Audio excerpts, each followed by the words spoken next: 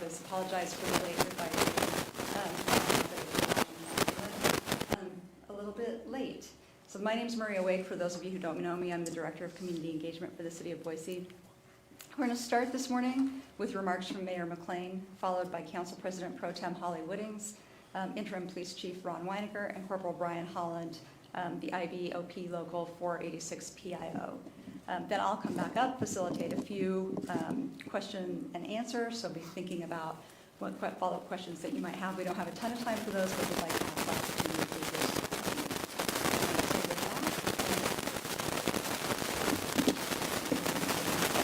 Thanks. Good morning, everybody. As Maria mentioned, I'm joined by our City Council, our Chief Weinecker, Deputy Chief Brooks, our BPD command staff, and union leadership, and you'll hear from a few of them shortly.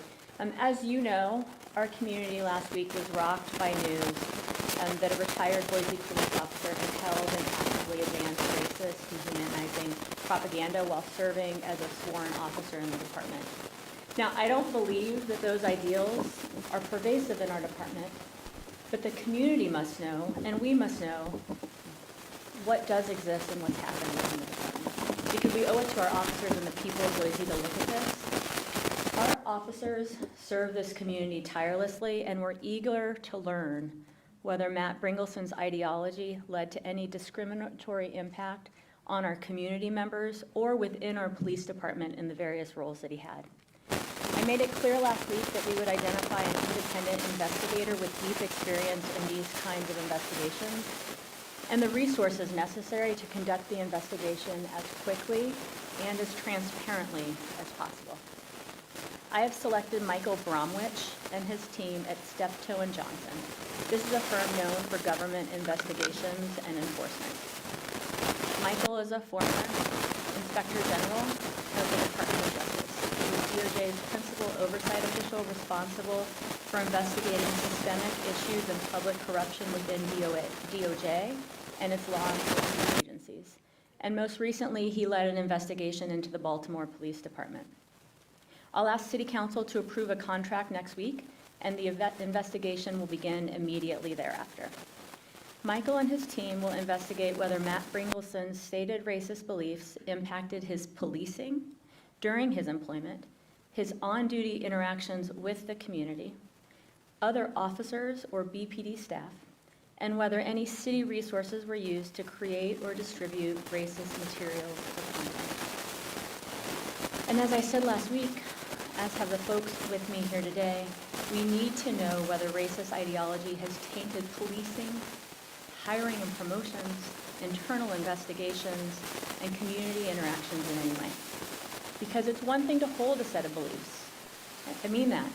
It is one thing to hold a set of beliefs, but it is an altogether different thing to allow those beliefs to impact the behaviors, to impact your fellow officers, to impact the community. And that's what we have to be able to determine and then share with the community. Once the investigation is final, and we'll know more about the timeline once it has started, a comprehensive report will be presented to the City Council in a public setting during a live meeting and of course made available for public review. And I know I speak for everyone in saying that I look forward to a quick and also a very thorough investigation and a set of recommendations that we can effectively put this issue to rest and move forward with a better, stronger police department and restore trust with the community. Thank you very much.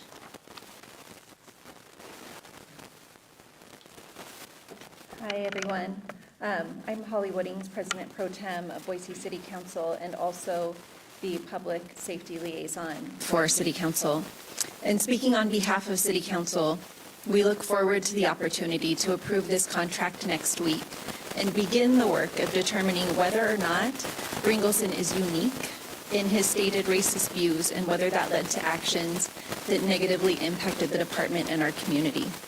We have a lot of good folks in the department. They show up day in and day out, and many were as shocked and horrified as we were to learn of Bringelson's views and the language he shared freely. And still they show up for duty every day to keep our community safe. They, like us, need to know how deeply this runs in the department and be able to put the issue to rest. Thank you.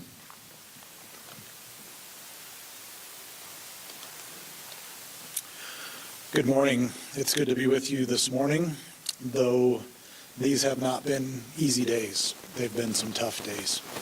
But I would echo many of the sentiments and statements of the Mayor and Council President Pro Tem Woodings.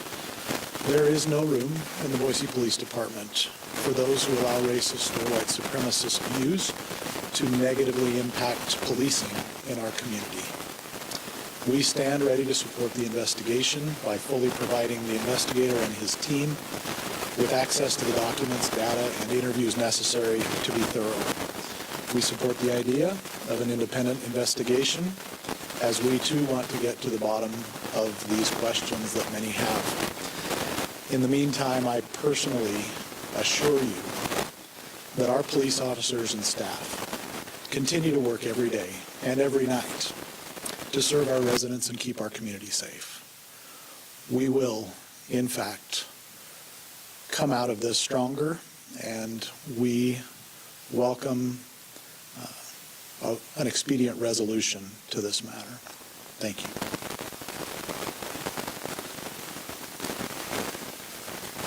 Hello. Thank you. Thank you, Mayor, City Council members, Councilmember Woodings, and Chief Weiniger. I am Brian Holland, Corporal Brian Holland. I'm with the IBPO, Local 486 Union. We represent 240 sworn officers and sergeants that go out every day and keep our community safe, earn the trust of our residents. We do not and cannot abide by former captains' ideals. We do not have those ideals in our union members. While we believe this is an isolated incident, we're committed to the investigation and getting to the bottom of finding out the negative impact, if there's a negative impact, to the department and the community. We would like the utilization of an internal investigation. We believe there's offices designed for that. Either way, our union members will continue to earn the Boiseans' trust through policing ethically and professionally. Thank you.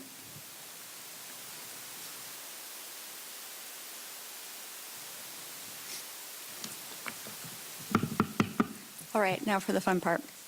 Thanks for joining us today. We do have time for a few questions. I promised them that we wouldn't keep them all morning, so we need to be done by 11. We cannot speak on behalf of Steptoe and Johnson, the firm that has been chosen, but I do have contact information for anyone who wants it to be able to get in touch with them directly. And we won't, throughout the course of the investigation, be able to speak to their work separately from them. So we'll look to you to be talking with them directly with any questions. If you have a question for a specific person, please let me know before you ask it. Otherwise, I will use my best judgment to figure out which of the four speakers your question is directed to. Yeah. Were the statistics that Captain Brindleson stated, were they not accurate? Which statistics are you referring to? The crime statistics with African American and people of non-white race committing more heinous crime.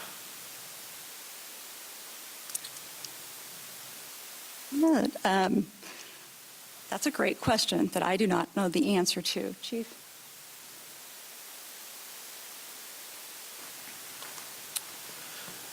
So I don't think we are prepared today to address whether those statistics were accurate or not. We have certainly not done an analysis in relation to crimes committed in our community, but we would hope that folks can look at those statistics for themselves and draw their conclusions. More importantly to us is the ideology that he espoused and looking at whether or not those feelings or views that he has or had, whether they impacted our policing and whether we had any disparate policing outcomes or measures in place because of the views that he may have had.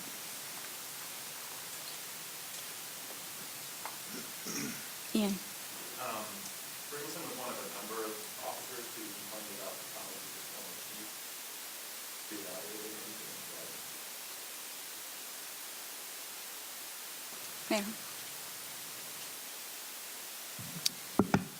decision was made related to management, and that decision stands. We are looking at how we move forward, given the news that we learned about the ideals that Captain Bringleson held. And this investigation will help us do that by looking deeper into the outcomes both within the police department and the impact on the community.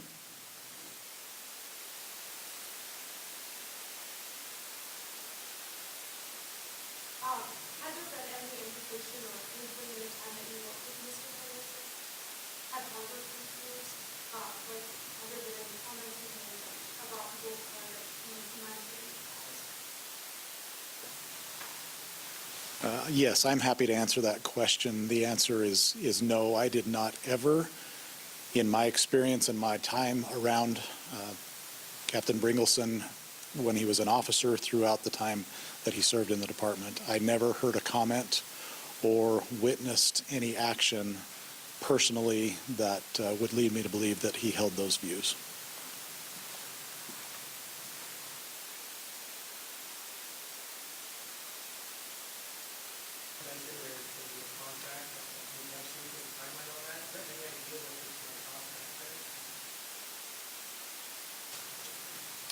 We are currently settling the amount of the contract. It'll be a not-to-exceed amount.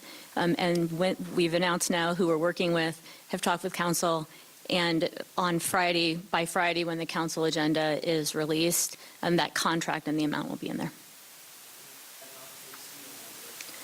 Has that been, I'm looking at my team, has that been finalized yet? No, it has not. I guess, beyond that, beyond the cost of this, the reason that it hasn't been finalized is because we've been working with the department, with council, with the union on the scope that this investigation needs to take. And the step forward next is, what's most important to us is that we are able to determine the impact, if there was an impact, on members in the community, on members of the department. And the time that's estimated to do that well, to do that independently and transparently, and to provide our city with recommendations to prevent something like this if we learn that there were true behavioral impacts on people, to prevent it from happening again, is what we're after. And so the negotiation with the firm will firm that up, and that's what we'll be able to release on Friday with the agenda.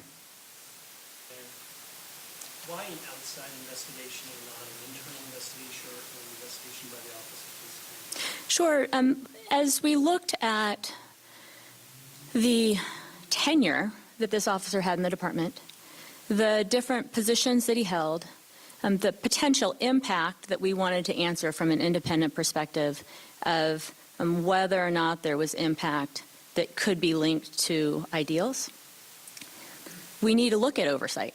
Were there things that were missed?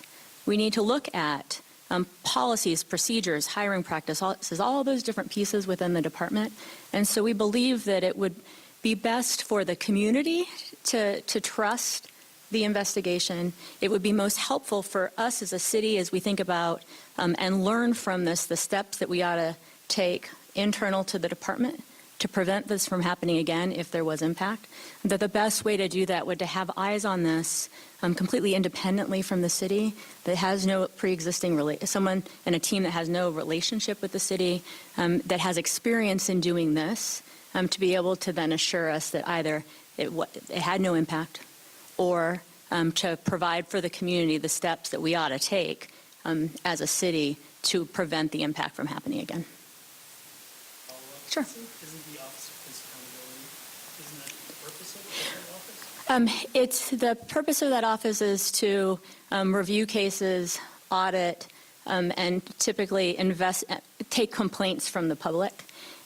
We need to look at oversight because there have been 3 versions of oversight in the city during the tenure that Bringleson was a part of the department. And so in order to be able to look at policing and the impacts and the systems related to policing as a whole, we believed it needed to be somebody that wouldn't also be having kind of an inward look at. We believed it needed to be a person that wouldn't be a party to part of the system that we're going to be looking at. Can you talk a little bit more about how many search firms or organizations were evaluated? And you mentioned specifically a case with Secretary Baltimore. Sure. When we learned this news, I believe that it was that we needed to find someone with experience in investigations.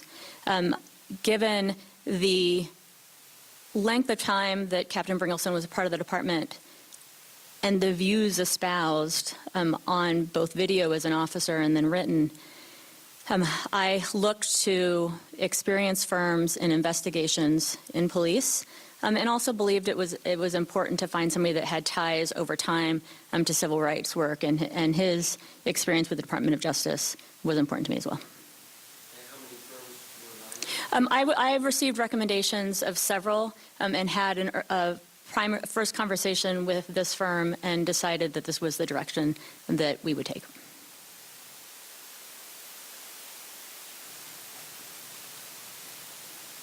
Anyone who hasn't gotten a chance yet? All right. I think this one will also chief. So what checks are currently in place to prevent the hiring of foreigners who are unemployed immigrants who have deposited funds?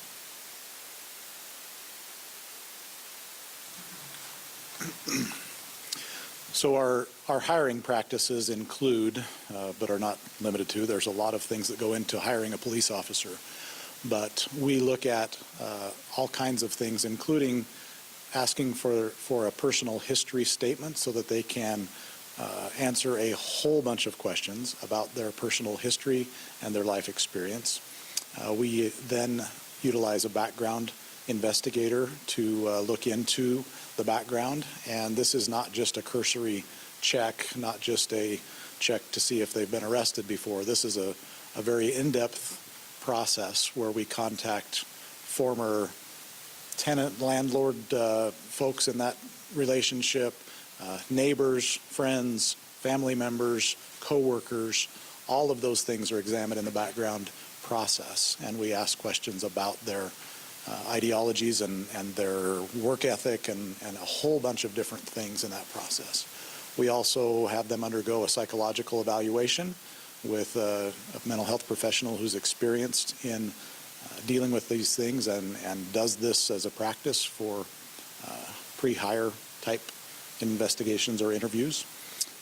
We have a number of things besides the typical stuff that you would think of. They have to pass a physical fitness requirement and those things. They take a written test. They participate in an oral board interview to see if they are cut out for this type of work. So we look at a lot of different things in hiring a police officer. The one thing we can't necessarily maybe get into is inside their head to know what they think, other than what they share with us in response to questions, psychological evaluations. We have other tools available, the polygraph. Those types of things are all potentially part of the hiring process, as well as people go through specialty selections for different teams, as well as promotion, they are then also subjected to further interviews and so forth. But it's a robust process. We will be obviously looking forward to any recommendations that we may receive as part of this investigation, and the conclusion that we may need to alter any practices that we currently have. All right, one more, and I think it goes to Don because he hasn't asked you. Question for the mayor. How does this impact the process of identifying stuff behind the chief? Sure. The process to hire, I'll take the last part of your question first. Will it wait till the end? We're taking things day by day, making decisions as best we can with the information that we have.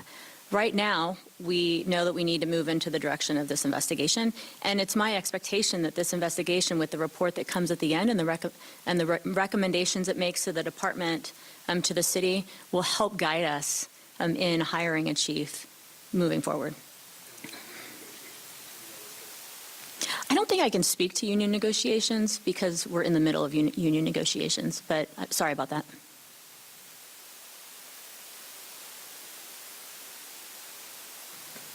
All right, Scott.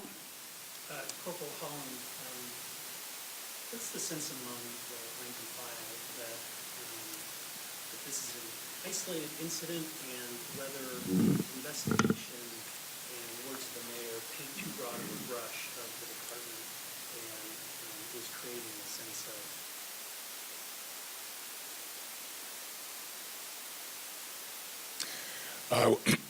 Our members did feel that at first, and we're trying now to just mend that and go forward. We felt that some comments earlier put us all in the same bucket, and we went out against that because we don't feel that that's represents our union members.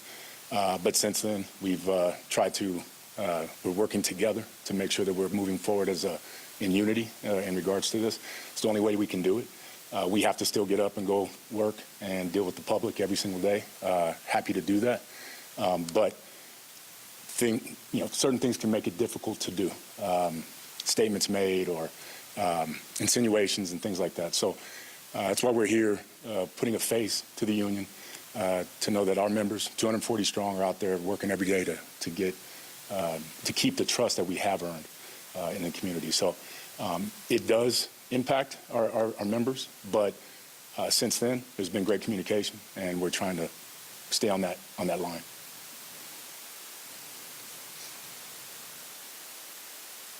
All right, last one. Thanks again to Chief Matt for being really outspoken. I was against the police publicly. Questioning the how we can use and impact that, and especially after knowing what we know now. You know, I don't think we should ask any of these folks to speculate right now. We've talked about the fact that there's going to be an investigation. I imagine that as the investigators get started, if that's an issue that comes up, that'll be dealt with. All right, I'm going to let these guys get back to their day jobs. And if any of you need contact information for Steptoe, please let me know, because I've got it for you.